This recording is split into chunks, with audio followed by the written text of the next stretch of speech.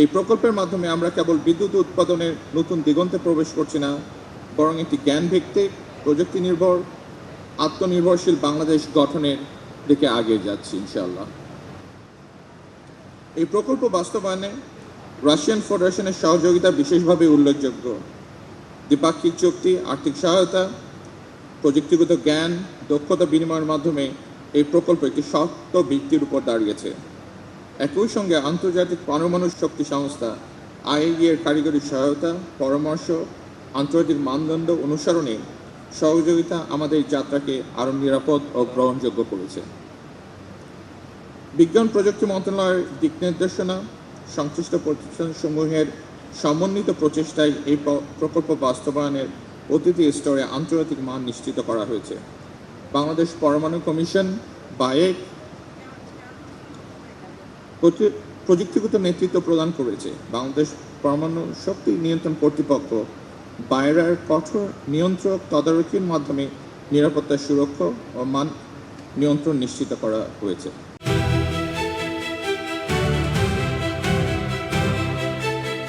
পারমাণবিক শক্তির ক্ষেত্রে নিরাপত্তা, সুরক্ষা ও সেফগার্ডস এই তিনটি বিষয় সর্বাধিক গুরুত্ব বহন করে।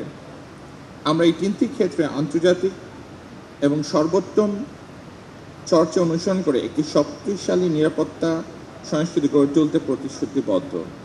পাশাপাশি তেজস্ক্রিয় বর্জ্য ব্যবস্থাপনা, দক্ষ মানব সম্পদ উন্নয়ন, জরুরি প্রস্তুতি এবং দীর্ঘমেয়াদী রক্ষণাবেক্ষণ ব্যবস্থাকে সমান গুরুত্ব দেওয়া হয়েছে। আমি দৃঢ়ভাবে বিশ্বাস করি রূপপুর পারমাণবিক বিদ্যুৎ কেন্দ্র দেশের জ্বালানি খাতে একটি নতুন দিগন্তের সূচনা করবে।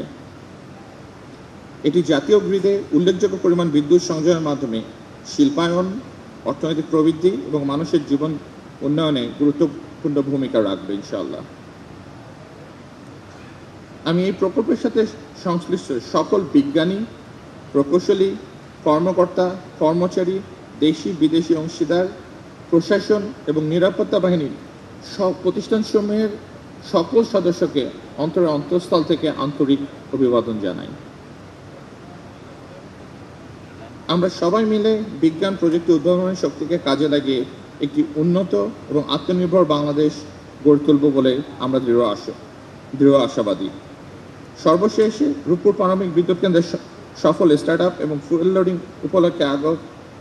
উপলক্ষে সংশ্লিষ্ট সকলকে আবারও অভিনন্দন জানাচ্ছি এবং নিরাপদ ও সফল পরিচালনা কামনা করছি।